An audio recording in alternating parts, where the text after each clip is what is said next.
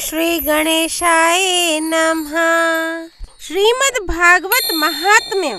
श्रीमद् भागवत महापुराण की यह महात्म्य कथा ग्रंथ के अंतिम भाग में कही गई है और इसे स्कंद पुराण वैष्णव खंड से लिया गया है। ओम नमो भगवते वासुदेवाय। अध्याय 1। परीक्षित और वज्रनाभ का समागम। शांडिल्य मुनि के मुख से भगवान की लीला के रहस्य और व्रज भूमि के महत्व का वर्णन।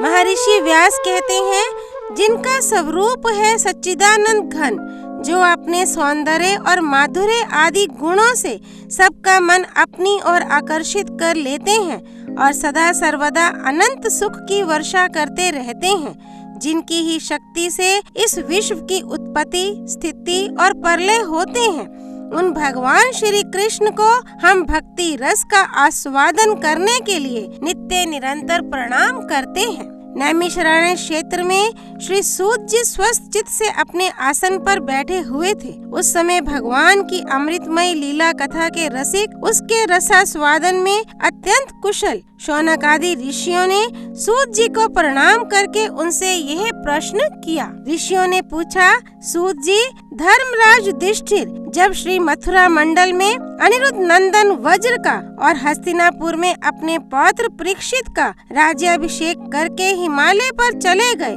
तब राजा वज्र और परीक्षित ने कैसे कैसे कौन कौन सा कार्य किया। सूत जी ने कहा, भगवान नारायण, नरोत्तम नर, देवी सरस्वती और महर्षि व्यास को नमस्कार करके शुद्ध चित्त होकर भगवत तत्व को प्रकाशित करने वाले इतिहास पुराण रूप जय का उच्चारण करना चाहिए। शौनक आदि ब्रह्म ऋषियों जब धर्मराज युधिष्ठिर आदि पांडव गण स्वर्गारोहण के लिए हिमालय चले गए, तब सम्राट परीक्षित एक दिन मथुरा गए। उनकी इस यात्रा का उद्देश्य इतना ही था कि वहां चलकर वज्रनाभ से मिलजुल आएं। जब वज्रनाभ को यह समाचार मालूम हुआ कि मेरे पिता तुल्य परीक्षित मुझसे मिलने के लिए आ रहे हैं, तब उनका हृदय प्रेम से भर गया। उन्होंने नगर से आगे बढ़कर उनकी अगवानी की, चरणों में प्रणाम किया और बड़े प्रेम से उन्हें अपने महल में ले आए। वीर परीक्षित भगवान श्री कृष्ण के परम प्रेमी भक्त थे। उनका मन नित्य निरंतर आनंद घन श्री कृष्ण चंद्र में ही रमता रहता था। उन्होंने भगवान श्री कृष्ण के परपौत्र वज्रनाभ का बड़े प्रेम से आलिंगन किया। इसके बाद अंतपुर में जाकर भगवान श्री कृष्ण की रोहिणी आदि पत्नियों को नमस्कार किया। रोहिणी आदि श्री कृष्ण पत्नियों ने भी सम्राट परीक्षित का अत्यंत सम्मान किया। वे विश्राम करके जब आराम से बैठ गए, तब उन्होंने वज्रनाभ से यह बात कही। राजा परीक्षित ने कहा, हे तात, तुम्हारे पिता और पितामह ने मेरे पिता पितामह को बड़े बड़े संकटों से बचाया है। मेरी रक्षा भी उन्होंने ही की है। प्रिय वज्रनाभ, यदि मैं उनके उपकारों का बदला चुकाना चाहूँ तो किसी प्रकार नहीं चुका सकता। इसलिए मैं तुमसे प्रार्थना करता हूँ कि तुम सुख पूर्वक अपने राजकाज में लगे रहो। तुम्हें अपने खजाने की, सेना की तथा शत्रुओं को दबाने आदि की तनिक भी चिंता न करनी चाहिए। तुम्हारे लिए कोई कर्तव्य है तो केवल एक ही, वह यह कि तुम्हें अपनी इन माताओं की खूब प्रेम से भली भांति सेवा करते रहना चाहिए। यदि कभी तुम्हारे ऊपर कोई आपत्ति विपत्ति आए अथवा किसी कारणवश तुम्हारे हृदय में अधिक क्लेश का अनुभव हो, तो मुझसे बताकर निश्चिंत हो जाना। मैं तुम्हारी सारी चिंताएं दूर कर दूंगा। सम्राट परीक्षित की यह बात सुनकर वज्रनाभ को बड़ी प्रसन्नता हुई। उन्होंने राजा परीक्षित से कहा। वज्रनाभ ने कहा, महाराज, आप मुझसे जो कुछ कह रहे हैं वह सर्वथा आपके अनुरूप ही है। आपके पिता ने भी मुझे धनुर्वेद की शिक्षा देकर मेरा महान उपकार किया है।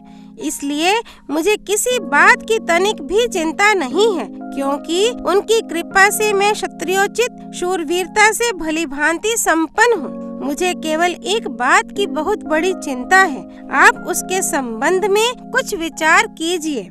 यद्यपि मैं मथुरा मंडल के राज्य पर अभिषिक्त हूँ, तथापि मैं यहाँ निर्जन वन में ही रहता हूँ। इस बात का मुझे कुछ भी पता नहीं है कि यहाँ की प्रजा कहाँ चली गई, क्योंकि राजे का सुख तो तभी है जब प्रजा रहे। जब वज्रनाभ ने परीक्षित से यह बात कही, तब उन्होंने वज्रनाभ का संदेह मिटाने के लिए महर्षि शांडिल्य को बुलवाया। ये ही महर्षि शांडिल्य पहले नंद आदि गोपों के पुरोहित थे। परीक्षित का संदेश पाते ही महर्षि शांडिल्य अपनी कुटी छोड़कर वहां आ पहुँचे। वज्रनाभ ने विधि पूर्वक उनका स्वागत सत्कार किया और वे एक ऊंचे आसन पर विराजमान हुए। राजा परीक्षित ने वज्रनाभ की बात उन्हें कह सुनाई। इसके बाद महर्षि शांडिल्य बड़ी प्रसन्नता से उनको सांत्वना देते हुए कहने लगे। शांडिल्य जी ने कहा, प्रिय परीक्षित और वज्रनाभ, मैं तुम लोगों से व्रज भूमि का रहस्य बतलाता हूँ। तुम दत्तचित होकर सुनो। व्रज शब्द का अर्थ है व्याप्ति।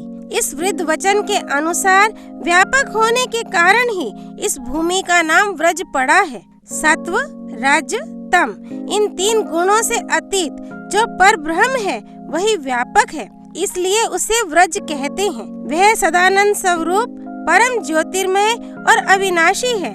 जीवन मुक्त पुरुष उसी में स्थित रहते हैं। इस पर ब्रह्म स्वरूप व्रज धाम में नंद नंदन भगवान श्री कृष्ण का निवास है। उनका एक एक अंग सच्चिदानंद स्वरूप है। वे आत्माराम और आप्त काम है। प्रेम रस में डूबे हुए रसिक जन ही उनका अनुभव करते हैं।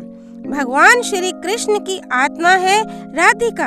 उनसे रमण करने के कारण ही रहस्य रस के मर्मज्ञ ज्ञानी पुरुष उन्हें आत्माराम कहते हैं। काम शब्द का अर्थ है कामना, अभिलाषा। व्रज में भगवान श्री कृष्ण के वांछित पदार्थ हैं गोवें, ग्वाल बाल, गोपियाँ और उनके साथ लीला विहार आदि। वे सब के सब यहाँ नित्य प्राप्त हैं। इसी से श्री कृष्ण को आप्त काम कहा गया है।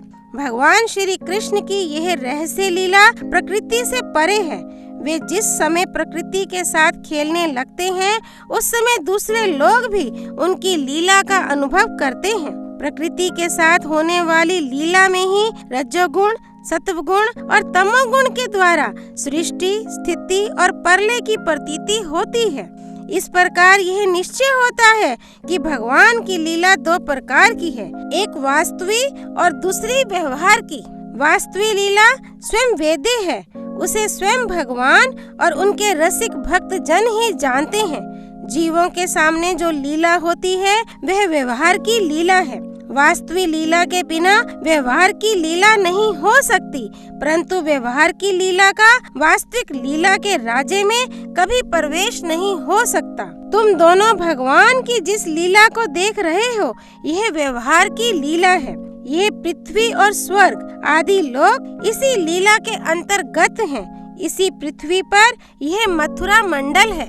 यही वह व्रज भूमि है जिसमें भगवान की वह वास्तविक रहस्य लीला गुप्त रूप से होती रहती है। वह कभी कभी प्रेम पूर्ण हृदय वाले रसिक भक्तों को सब और दिखने लगती है।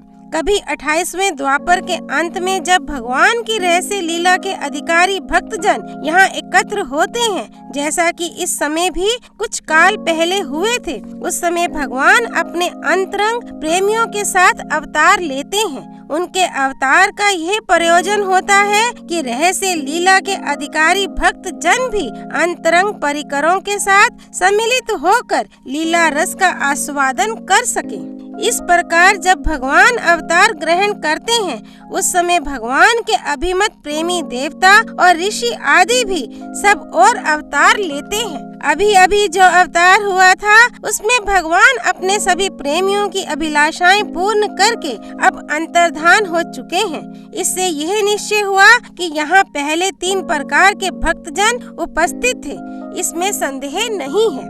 उन तीनों में प्रथम तो उनकी श्रेणी है जो भगवान के नित्य अंतरंग पार्षद हैं, जिनका भगवान से कभी वियोग होता ही नहीं।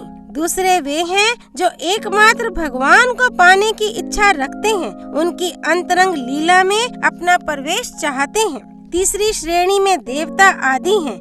इनमें से जो देवता आदि के अंश से अवतीर्ण हुए थे, उन्हें भगवान ने ब्रज भूमि से हटाकर पहले ही द्वारका पहुंचा दिया था। फिर भगवान ने ब्राह्मण के शाप से उत्पन्न मूसल को निमित्त बनाकर यदुकुल में अवतीर्ण देवताओं को स्वर्ग में भेज दिया और पुनः अपने अपने अधिकार पर स्थापित कर दिया तथा जिन्हें एकमात्र भगवान को ही पाने की इच्छा थी उन्हें प्रेमानंद स्वरूप बनाकर श्री कृष्ण ने सदा के लिए अपने नित्य अंतरंग पार्षदों में सम्मिलित कर लिया। जो नित्य पार्षद हैं, वे यद्यपि यहाँ गुप्त रूप से होने वाली नित्य लीला में सदा ही रहते हैं, परंतु जो उनके दर्शन के अधिकारी नहीं हैं, ऐसे पुरुषों के लिए वे भी अदृश्य हो गए हैं। जो लोग व्यवहारिक लीला में स्थित हैं, वे नित्य लीला का दर्शन पाने के अधिकारी नहीं हैं। इसलिए यहाँ आने वालों को सब और निर्जन वन सुना ही सुना दिखाई देता है, क्योंकि वे वास्तविक लीला में स्थित भक्तजनों को देख नहीं सकते। इसलिए वज्रनाभ, तुम्हें तनिक भी चिंता नहीं करनी चाहिए। तुम मेरी आज्ञा से यहाँ बहुत से गांव बसाओ, इससे निश्चय ही तुम्हारे मनोरथों की सिद्धि होगी। भगवान श्री कृष्ण ने जहाँ जैसी लीला की है, उसके अनुसार उस स्थान का नाम रखकर तुम अनेकों गांव बसाओ और इस प्रकार दिव्य ब्रज भूमि का भली भांति सेवन करते रहो। गोवर्धन, दीर्घपुर, डीग, मथुरा, महावन, गोकुल, नंदीग्राम, नंदगाम और वृत्सानु, बरसाना आदि में तुम्हें अपने लिए छावनी बनवानी चाहिए। उन स्थानों में रहकर भगवान की लीला के स्थल, नदी, पर्वत, घाटी, सरोवर और कुंड तथा कुंज वन आदि का सेवन करते रहना चाहिए। ऐसा करने से तुम्हारे राज्य में प्रजा बहुत ही संपन्न होगी और तुम भी अत्यंत प्रसन्न रहोगे। यह व्रज भूमि सच्चिदानंदमयी है, अतः तुम्हें प्रयत्न पूर्वक इस भूमि का सेवन करना चाहिए। मैं आशीर्वाद देता हूँ, मेरी कृपा से भगवान की लीला के जितने भी स्थल हैं, सबकी तुम्हें ठीक ठीक पहचान हो जाएगी। वज्रनाभ, इस व्रज भूमि का सेवन करते रहने से तुम्हें किसी दिन उद्धव जी मिल जाएंगे।